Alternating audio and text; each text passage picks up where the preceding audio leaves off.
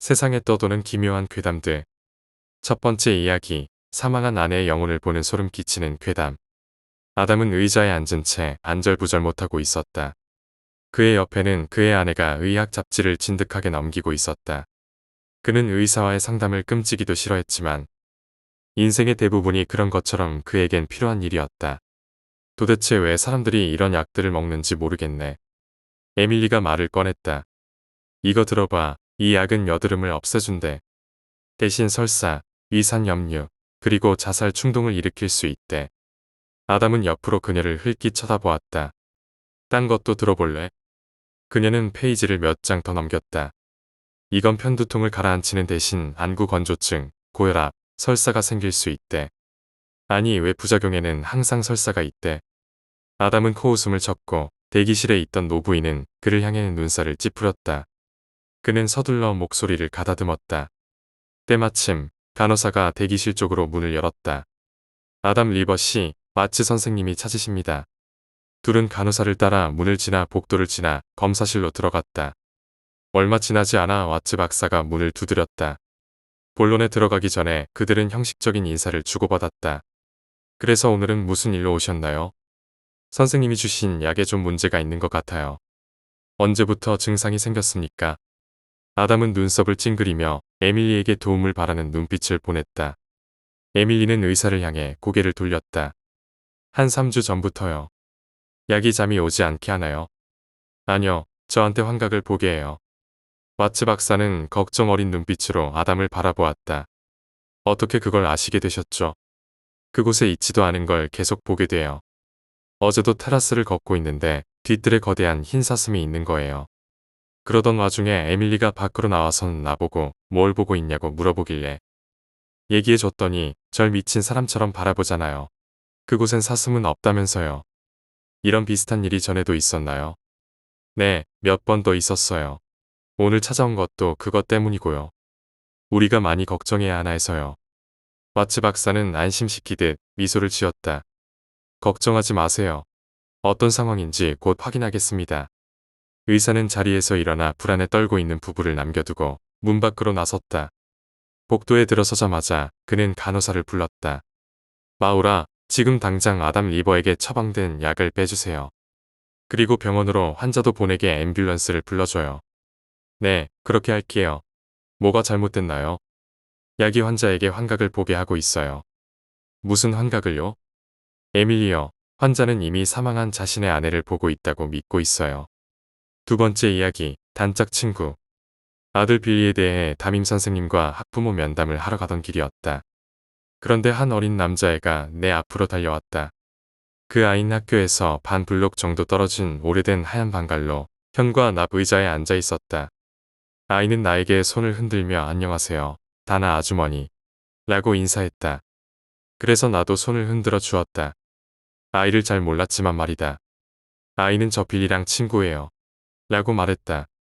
난 머뭇거릴 수밖에 없었다. 이 아이와는 한 번도 만난 적이 없었고 우린 꽤나 작은 동네에서 살고 있었으니까. 그래, 나도 만나서 반갑구나. 그래서 내 이름이 뭐라고? 전 니콜라스예요. 니콜라스 마틴스요. 빌리하고 저하고 같은 반이에요. 서둘러서 미안한데 아줌마가 너희 애킨슨 선생님을 만나러 가던 참이었거든. 알겠어요. 만나서 반가웠어요. 나도 만나서 반가웠단다. 빌리한테 지하실에 있을 거라고 얘기해주세요. 마지막 말이 이상하다고 생각했지만 아들은 이게 무슨 얘긴지 알 거라고 생각했다. 결국 늦어서 내가 도착했을 땐 이미 남편이랑 애킨슨 선생님이 얘기를 나누고 있었다. 남편은 이 동네에서 자랐기 때문에 이제는 정년 퇴임할 날이 가까운 애킨슨 선생님 밑에서 학교를 다녔었다. 죄송합니다. 늦어버렸네요. 난 남편의 뺨에 키스를 하고 의자를 끌어다 옆에 앉았다. 걱정하지 말렴. 애킨슨 선생님이 말씀하셨다. 윌리엄이랑 옛날 얘기나 하고 있었던 참이었으니까. 남편은 싱긋 웃어 보였다. 어렸을 때 나랑 니키랑 선생님을 힘들게 했었던 것 같아요. 그 말에 나도 같이 웃음을 터뜨렸다. 그거 신기하네. 나도 길 가다가 우리 빌리 친구를 방금 만났어. 그의 이름도 닉이더라고. 닉 마틴스. 그 말에 갑자기 애킨슨 선생님과 남편의 시선은 나를 향했고 불편한 침묵이 흘렀다. 남자애를 만났다고. 이름이 니콜라스 마틴스인. 남편이 물었다. 난 우물쭈물하면서 대답했다. 그 애가 무슨 말이라도 했었니? 애킨슨 선생님이 천천히 물었다. 아니요, 특별히는요. 서두르던 중이었거든요. 그냥 빌리한테 자기 지하실에 있겠다고만 전해달라고 했었어요. 그 애를 어디서 만났는데? 남편이 물었다. 저기 길 아래에 오래된 흰 방갈로 밖에 있었는데. 남편은 고개를 돌리고는 애킨슨 선생님과 서로를 마주 보았다. 왜, 무슨 일인데? 난 화가 나서 물었다. 니콜라스가 누군데? 남편은 애킨슨 선생님을 계속 쳐다보고 있었다. 닉 마틴스는 내 가장 친한 친구였어. 그가 나에게 말했다. 그 애가 3학년 도중에 사라져버리기 전까진 말이야. 오랜 정적이 흐르고 남편은 마침내 입을 뗐다. 애킨슨 선생님의 지하실에서 뭘 찾을 수 있을까요? 세 번째 이야기, 동티. 때는 5년 전 이야기입니다. 친구는 무속인으로 하루에 손님을 10명쯤 받을 정도로 바빴습니다. 그날은 초여름 무더운 날이었는데 평소와 달리 손님이 적어 딱 3분만 예약되어 있었다고 합니다. 두 번째 손님을 보고 물 한 모금 마시고 담배 하나 피운 뒤 마지막 손님이 들어왔는데 그분 모습이 미라 같았다고 하면 가장 이해하기 쉬울 겁니다. 20대 중반의 남성인데 살이 너무 빠져서 앉기도 힘들어 보였습니다. 그는 힘겹게 숨을 내쉬며 앉았고 친구는 머리가 깨질 듯이 아파져서 멍하니 그를 바라봤습니다. 그래도 손님을 빨리 보고 쉬어야겠다는 생각에 친구는 방울을 짤랑짤랑 흔들며 점사를 보기 시작했습니다. 한참 방울을 흔들고 있는데 사람이 속삭이듯 말하는 소리가 귓속에 맴돌았다고 합니다. 길게 찢어진 여자 목소리가 웃으며 말했죠. 너는 괜히 끼어들지 마. 그 소리를 듣고 난 뒤 친구는 그 남자를 바라보며 뭔가 말했다는데 기억이 나지 않는다고 했습니다. 그러나 그 남자는 울며 살려달라고 매달렸습니다. 죄송합니다. 그럴 줄 몰랐어요. 이제는 충분하지 않나요? 죄송해요. 뒤에 들어보니 친구가 말투, 억양, 그 사람 흉내까지 내며 이야기했다고 합니다. 그러면서 친구의 입에서 나온 이야기는 너희들 다 죽여도 한이 풀리지 않으니 괜한 짓 말고 돌아가라. 보설도 너도 이 자리에서 죽여버리고 싶은데 여기서는 그게 안 되니 더 화가 난다며 말했습니다. 그 남성은 건축업에 종사하는 파릇파릇한 신입생이었다고 합니다. 군대 전역 후 고향에 내려가 공부하며 알바도 할 겸 어느 건축회사에 취업해 일을 시작했다고 합니다. 건축업에는 금기시되는 미신들이 몇 가지 있었습니다. 시공을 시작할 때 고사는 못 지내더라도 산이 바라보는 쪽을 향해 막걸리를 피우고 시작하는 것. 오래된 나무를 건드릴 때는 날짜를 받지 않더라도 확실히 처리해 놓고 가야 한다는 것 등이죠. 사건이 발생한 날은 정확히 3개월 전이었습니다. 회사의 대표가 큰 공사를 받아왔다며 기분 좋게 돌아왔습니다. 그 공사는 이익이 많이 남을 예정이라 사장님도 그 남성도 기분 좋게 다음날 현장에서 만나기로 했다고 합니다. 다음날 가보니 그 남성은 왜 이런 걸 받았지 싶을 정도로 허름한 집을 보게 되었습니다. 앞에는 집을 삼키려는 듯 자라난 큰 나무가 있었고 집은 약 150평 정도로 폐가를 넘어서 흉가라 불릴 정도로 유명한 집이었습니다. 사장은 그 집을 다 허물고 리모델링해 사람이 들어와 살게 할 계획이었다고 합니다. 직원들이 포클레인을 가져와 집을 허물고 땅을 다지기 시작했는데 포클레인 기사님이 불러 그쪽을 바라보니 상구라는 것이 보였다고 합니다. 상구는 산소의 준말로 봉분이 반만 날려 관이 드러난 상태였습니다. 어느 누가 그렇게 했는지 모를 일이었죠. 사장님은 상구를 발견하고도 일을 계속하자고 했습니다. 그러나 점점 이상한 일이 벌어졌습니다. 작업이 끝날 즈음 그 남성은 이상한 목소리를 들었습니다. 당선도 처리가 되었으니 이제 우리가 너희들을 볼 수가 있어. 이후 그 남성은 지독한 악몽에 시달렸습니다. 꿈속에서 작업했던 현장의 모습이 반복되었고 산발한 여성이 인부 한 명 한 명에게 농약을 먹이기 시작했습니다. 그 상황이 계속 반복되었고 결국 그는 점을 보러 왔습니다. 친구는 그를 데리고 현장에 다시 갔습니다. 부적을 붙이며 빌었고 동물들이 옆에서 서럽게 울며 기도를 도왔다고 합니다. 결국 그 여성 영혼이 서럽게 울기 시작했고 그 상황에서 친구는 틈새를 파고들어 타협을 이끌어냈습니다. 그 후 그 남성은 악몽에서 벗어났고 모든 것이 정상으로 돌아왔습니다. 네 번째 이야기, 난 잠에 들 것이다. 새벽 1시 40분. 아내와 자식들은 자고 있다. 난 침대에서 나와 티셔츠와 운동복 바지를 벗었다. 옷을 갈아입고 차고로 향한다. 작업대 다리 밑에 끼워놓은 창고 열쇠를 챙기고 맥주 한 세트를 냉장고에서 꺼내 뒷좌석에 둔다. 차에 올라타 거리를 빠져나와 드라이브에 나선다. 시카모어 거리를 향해 17번가를 걷고 있는 그녀를 발견한다. 20살쯤 되었을 것이다. 공부를 하거나 친구들과 놀다 돌아오는 길이겠지. 여긴 대학가니까. 이 시간대가 그렇게 늦지도 않으니 아마 안전하다고 느끼고 있겠지. 차를 한쪽에 세우고 창문을 내린다. 그녀에게 라이드가 필요하냐고 묻는다. 그녀는 제의를 거절할 것 같았지만 문을 열고 조수석에 올라탔다. 우린 차를 몰았다. 어디로 가는 중이었어요? 주니퍼 거리에 있는 에버리 아파트요. 그렇군요. 아저씨는요? 어디 가시는 중이셨나요? 주사기는 운전석 옆 보관함에 준비해 두었다. 교통 카메라를 피해 돌아가는 길은 이미 머릿속에 그려져 있다. 책상, 사슬, 장비들, 화학약품들. 삼창고 안엔 모든 게 준비되어 있다. 난 뒷좌석에 놓인 맥주를 가리켰다. 맥주 사러 나왔어요. 빨리 집에 가서 동생이랑 한 잔 걸치려고요. 주니퍼 거리에 가까워졌다. 우린 마지막 신호등을 마주쳤다. 차는 멈추고 난 서서히 손을 뻗어 주사기를 쥔다. 지금이 아니면 기회는 없다. 항상 생각하지만 밤늦게 빨간불에 멈추는 건 정말 바보 같아요. 난 망설였다. 왜 그랬는지 모르겠다. 그 말은 내가 필요한 마음가짐을 떨쳐내기엔 충분했다. 갑자기 난 3주 전에 금발과 함께 있었던 공원으로 돌아와 있었다. 8개월 전 혼혈인 여자와 있었던 바의 뒤편. 2년 전 강가 근처. 3년 전 모텔. 대학 시절 선로 옆에서 코앞까지 왔던 모든 순간들. 그때 내 뇌는 빨라진 고동과 축축해진 손바닥. 그리고 거친 숨결을 인식하기 시작했다. 초록불이 켜졌다. 난 차를 몰았다. 라이드해줘서 고마워요. 차를 아파트 단지 입구에 세우고 그녀가 차에서 내리며 말했다. 천만에요. 맥주 맛있게 드세요. 꼭 그럴게요. 문이 닫혔다. 난 도로 끝자락에서 차를 돌려 집으로 향했다. 차를 차고 안에 세우고 맥주와 열쇠를 챙겨 다시 옷을 갈아입었다. 침대 위에 올라가니 아내는 거의 움직이지 않았다.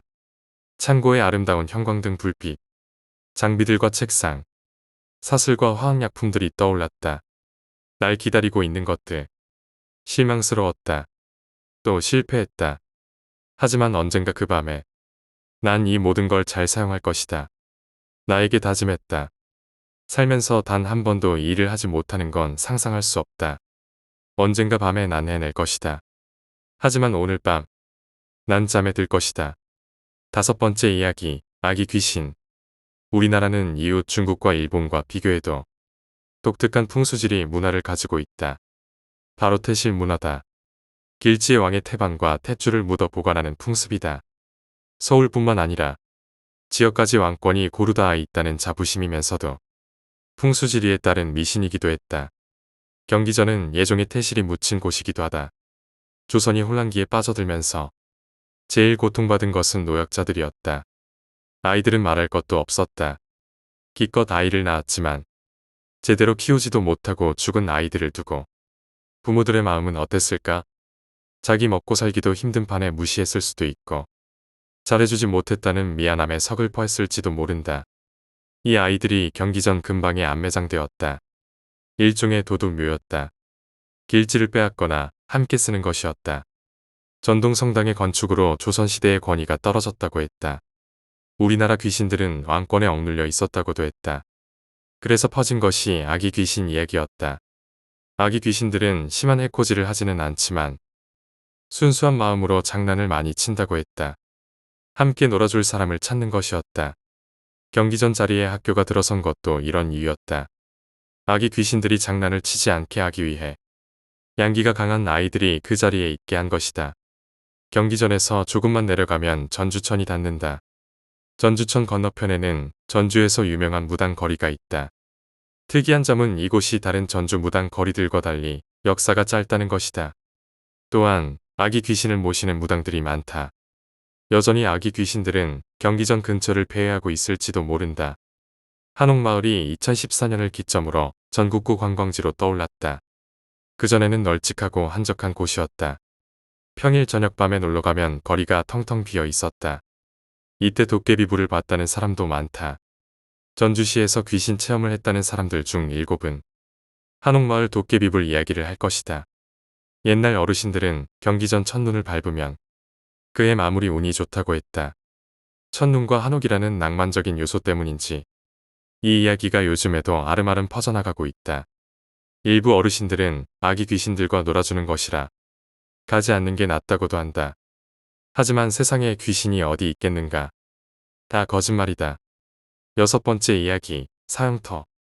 전주 한옥마을 입구에는 풍남문이라는 성문이 있다. 이곳은 전주성의 남문으로 일제가 전주성을 모두 허물면서 유일하게 남은 전주성의 일부다. 전주 한옥마을만 방문해본 사람들은 잘 모를 수 있겠지만 전주성은 원래 전쟁 목적이 아닌 행정 목적으로 세워진 성이었다. 그래서 규모가 매우 작았다. 전주성터는 빨리 걸으면 동남서북 다 도는데 15분도 채 걸리지 않을 정도다. 태조 이성계의 어진을 모신 경기전이나 전라가명, 전주부, 풍계지관 등 행정기관들을 보호하기 위한 목적으로 지어진 성이었다. 당연히 일반 시민들은 성 밖에서 살았고 부자들은 동문과 서문에, 서민들은 남문 근처에 주로 살았다. 그 흔적이 풍남문 아래 남부시장과 한옥마을로 남아있다. 사람들이 많이 모이는 곳에는 여운거리가 생기기 마련이다. 비단 조선뿐만 아니라 중세시대 최고의 여운거리 중 하나는 범죄자의 처벌이었다. 그 중에서도 백미는 단연 사형이었다. 전주 풍남문 앞 저작거리는 사형터로 유명했다. 조선 말기 천주교 신자들이 바로 이곳에서 처형당했다. 오늘날 전주 한옥마을의 관광 명소인 전동성당은 바로 이 사형터 위에 세워진 것이다. 순교자들의 피가 묻은 자리를 이어가겠다는 천주교의 의지 표명이었다. 전동성당을 지으려던 때 이상한 일이 벌어졌다. 일제가 전주성을 철거하기 시작한 것이다. 전주성을 부숴버린 돌은 전동성당의 건축 재료로 사용되었다. 이뿐만 아니라 전동성당은 당시 경기전 주변 건물들에 비해 유독 높은 건물로 세워졌다. 경기전은 조선시대에 소중히 여겨졌던 공간이었기에 당시 왕궁들처럼 경기전을 내려다보는 식으로 건물을 짓는 것은 금기시되었던 일이었다. 천주교를 탄압하던 조선의 상징인 경기전이 세월이 흘러 보호하던 성곽도 해체된 채 천주교 건물에 의해 눌리게 된 것이다. 전동성당은 조선 왕조의 권위를 뭉개고 싶어 했던 일제와 탄압을 이겨내고 건재해진 천주교의 기묘한 만남이었다. 이 시점부터 도시 전설이 생겨나기 시작했다. 과거 무당들이 귀신을 내쫓을 때 왕명의 힘을 빌려 급급의 율령이라 외치곤 했다. 장화홍련 같은 이야기에서도 귀신들은 억울함을 풀기 위해 관하로 가곤 했다. 즉, 귀신의 힘보다 왕들의 권위가 더 높았다는 것이다. 그러나 전주성의 철거와 경기전의 위상이 떨어지면서 이제 왕권으로 귀신을 억누르기 어려워졌다. 사형터의 귀신들이 사형터에서 삐져나와 시장가와 한옥마을로 빠져나오게 된 것이다.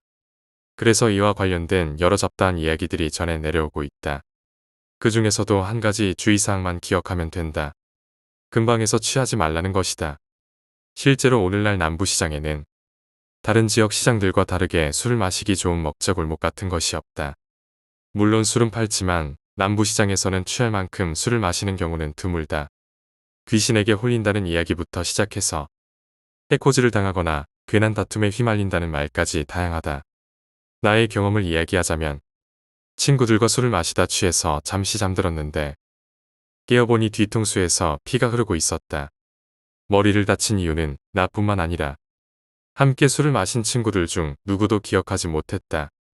술에 취해 필름이 끊겨 누군가와 싸웠던 건지 아니면 함께 술을 마신 친구 중 누군가가 나를 때린 건지 혹은 귀신이 장난을 친 건지 알 수 없었다. 하지만 분명한 건 그 일이 정말로 일어났다는 것이다. 7번째 이야기, 빨간 구두. 나는 어릴 적부터 낡고 오래된 물건들에 대한 막연한 두려움을 가지고 있었다. 그 중에서도 가장 기억에 남는 것은 오래된 빨간 구두였다. 우리 할머니 댁의 창고 안에 있던 낡고 빛바랜 빨간 구두였다. 그 구두는 누가 신었던 건지, 어떻게 그곳에 있게 된 건지 아무도 몰랐다. 할머니조차도 그 구두에 대해 별다른 설명을 하지 않으셨다. 다만 어린 나에게 절대 그 구두에 손대지 마라 라는 경고만 남기셨다. 하지만 아이의 호기심은 어른들의 경고를 무시하게 만든다. 나는 할머니가 보지 않을 때마다 그 빨간 구두를 몰래 꺼내어 여기저기 살펴보곤 했다. 구두는 분명 오래된 것처럼 보였지만 어딘가 묘하게 매력적인 느낌이 있었다. 특히 그 빨간색은 희미해지지 않고 여전히 선명하게 빛나고 있었다. 어느 날 나는 더 이상 참지 못하고 그 구두를 신어보기로 했다. 작은 창고 안에서 구두를 꺼내 신어보았는데 내 발에 꼭 맞았다. 너무나도 신기한 경험이었다. 그런데 그때 갑자기 머리가 어지러워지며 눈앞이 캄캄해졌다. 순간 나는 이상한 환영 속에 빠져들었다. 나는 어느 낯선 거리에 서 있었다. 거리는 어둡고 사람들의 모습이 흐릿하게 보였다. 그중 몇몇은 나를 쳐다보며 중얼거렸다. 나는 그들이 무엇을 말하는지 이해할 수 없었지만 왠지 모르게 두려움이 몰려왔다.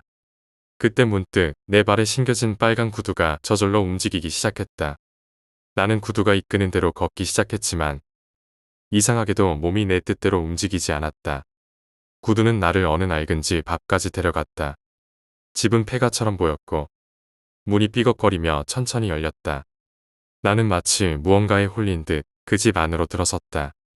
그 안에는 아무도 없었다. 하지만 차갑고 음산한 기운이 느껴졌다. 집안 깊숙한 곳으로 들어가니 한 여자가 서 있었다. 그녀는 창백한 얼굴에 긴 머리를 늘어뜨린 채 나를 바라보았다. 그리고 그 여자의 발에도 내가 신고 있는 것과 똑같은 빨간 구두가 있었다. 그녀는 아무 말 없이 나를 가만히 바라보더니 천천히 다가왔다.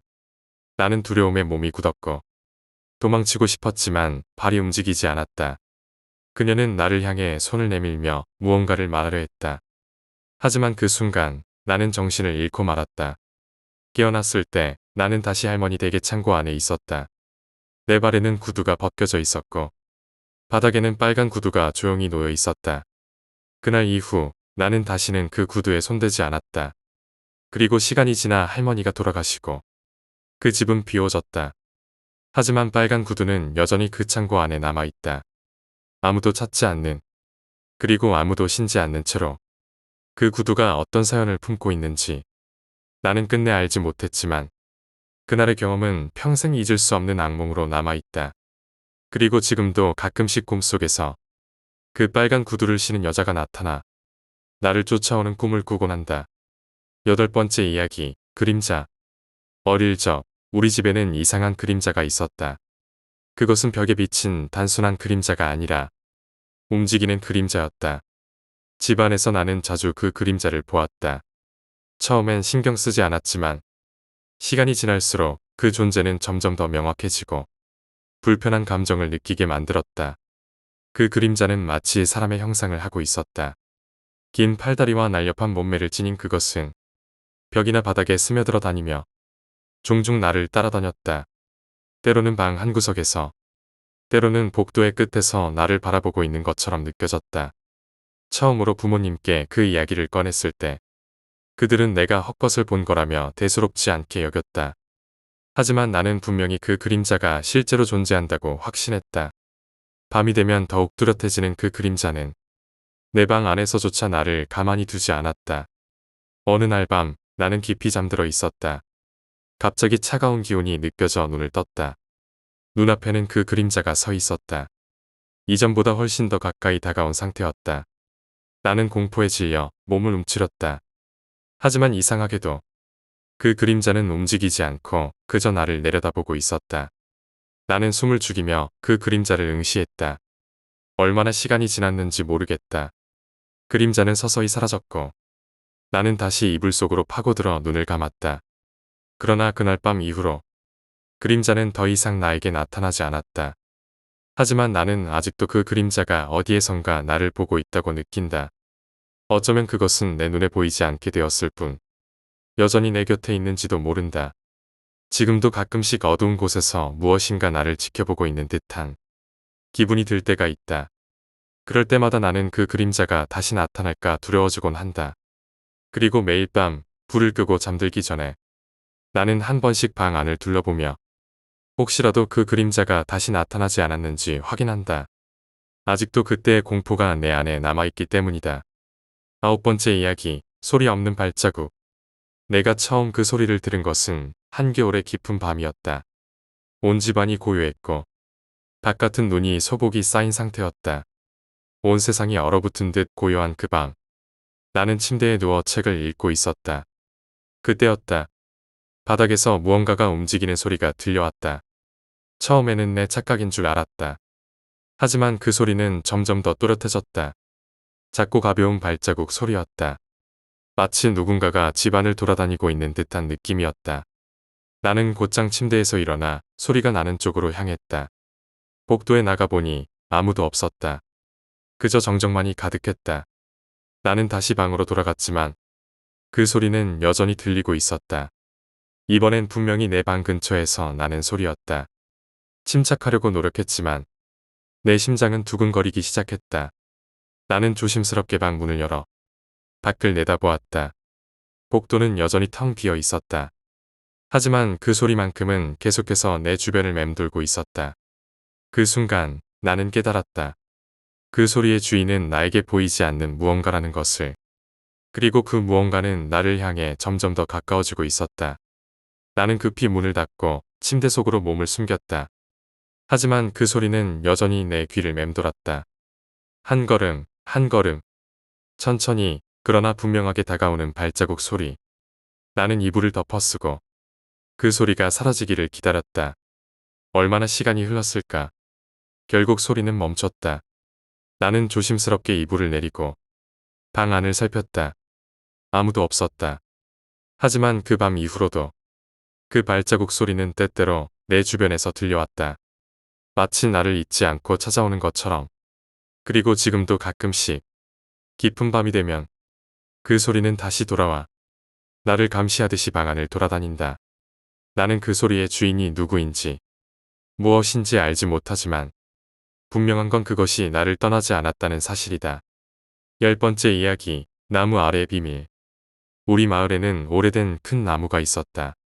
그 나무는 마을 사람들 사이에서 신성한 존재로 여겨졌고 아무도 그 나무를 함부로 건드리지 않았다. 나도 어릴 적부터 그 나무 아래에서 친구들과 놀곤 했지만 그 나무에 얽힌 이야기들은 항상 신비로웠다. 어느 날 나는 친구들과 함께 그 나무 아래에서 놀다가 우연히 나무 뿌리 근처에서 작은 상자를 발견했다. 상자는 낡고 오래된 모습이었지만 그 안에 무엇이 들어있을지 궁금해졌다. 나는 상자를 열어보았고 그 안에는 작은 인형과 낡은 편지가 들어있었다. 편지에는 오래전 이 마을에 살았던 한 소녀의 이야기가 적혀 있었다. 그 소녀는 나무 아래에서 자주 놀았고 그곳에서 자신의 비밀 친구를 만나 이야기를 나누곤 했다고 했다. 하지만 어느 날 소녀는 갑자기 사라졌고 아무도 그녀의 행방을 알 수 없었다고 했다. 그 후로 마을 사람들은 그 나무가 소녀의 영혼을 품고 있다고 믿게 되었다. 나는 그 이야기가 단순한 전설이라고 생각했지만 어느 날 밤 꿈속에서 그 소녀를 보게 되었다. 그녀는 나무 아래에서 나를 바라보며 서 있었다.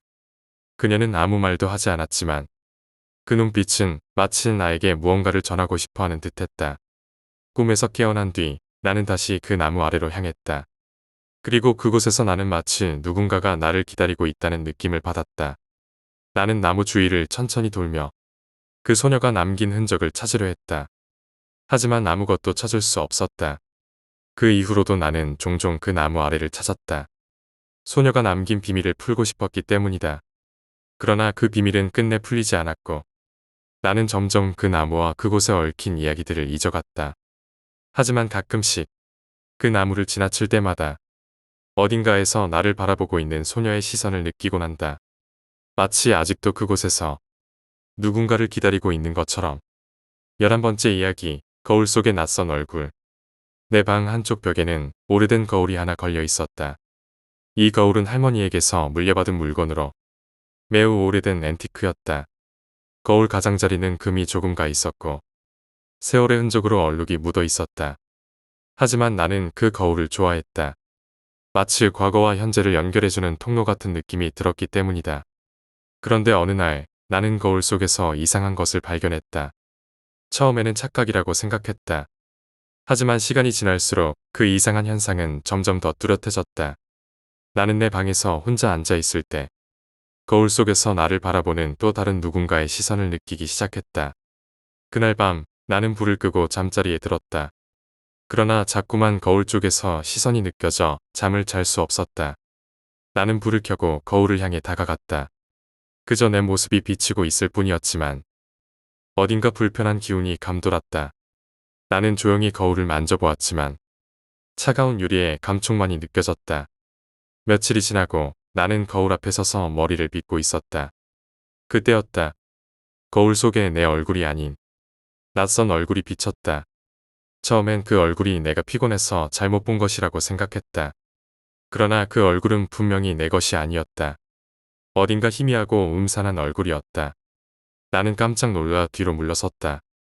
다시 거울을 보니 내 얼굴로 돌아와 있었다. 하지만 그 순간의 공포는 쉽게 사라지지 않았다. 그 후로 나는 거울을 피하게 되었다. 아침에 잠에서 깰 때도, 밤에 잠자리에 들 때도 거울을 바라보지 않으려고 했다. 그러나 어느 날 나는 다시 그 얼굴을 보게 되었다. 이번에는 더욱 선명하게, 더욱 가까이에서 그 얼굴은 내 얼굴을 비웃는 것처럼 보였다. 나는 공포에 질려 거울을 뒤집어 버렸다. 이상한 일이 벌어진 이후 나는 그 거울을 치워버리기로 결심했다. 하지만 거울을 치우기 전날 밤 나는 악몽을 꾸었다. 거울 속에서 그 낯선 얼굴이 나를 향해 손을 뻗으며 나를 잡아당기려고 했다. 나는 그 손길을 뿌리치려 했지만 몸이 움직이지 않았다. 그 얼굴이 점점 더 가까워지면서 나는 차가운 기운에 휩싸였고 마침내 그 공포에 질려 깨어났다. 그날 아침 나는 거울을 집 밖으로 내다버렸다. 그리고 다시는 그 거울을 떠올리지 않기로 결심했다. 하지만 여전히 밤이 되면 문득 그 거울 속에서 나를 지켜보던 얼굴이 떠오르곤 한다. 그리고 거울이 없는 지금도 가끔씩 어디선가 낯선 시선을 느낄 때가 있다. 마치 그 얼굴이 여전히 나를 따라다니고 있는 것처럼. 12번째 이야기, 오래된 인형. 내가 어릴 적 부모님은 나에게 귀여운 인형을 하나 선물해 주셨다. 그 인형은 긴 갈색 머리를 가진 소녀의 모습이었고 세밀하게 만들어진 얼굴은 마치 진짜 사람처럼 생생했다. 나는 그 인형을 무척 아꼈고 항상 내 침대 옆에 두고 잠들곤 했다. 하지만 어느 날부터 그 인형이 조금씩 달라 보이기 시작했다. 처음에는 단순한 기분 탓이라고 생각했지만 시간이 지날수록 이상한 점들이 눈에 들어왔다. 인형의 얼굴이 점점 변하는 듯했다. 처음엔 웃고 있는 것 같았던 얼굴이 어느새 조금씩 불만스러운 표정으로 바뀌어 있었다. 그 후로 나는 인형과 거리를 두기로 했다. 침대 옆이 아닌 책장 위에 두었고 자려고 할 때마다 인형을 쳐다보지 않으려 애썼다. 하지만 그 인형이 항상 나를 보고 있는 듯한 느낌이 사라지지 않았다. 어느 밤 나는 이상한 꿈을 꾸었다. 꿈속에서 그 인형이 움직이고 있었다. 인형은 나를 향해 다가오더니 작은 손으로 내 얼굴을 만졌다. 그 순간 나는 차가운 감촉에 깨어났고 침대 옆에는 인형이 놓여 있었다. 분명히 책장 위에 두었던 인형이 왜 내 옆에 있는지 알 수 없었다. 나는 그 인형을 다시 책장 위에 올려두고 혹시 누가 장난을 쳤는지 물어봤지만 아무도 그 인형을 건드리지 않았다고 했다.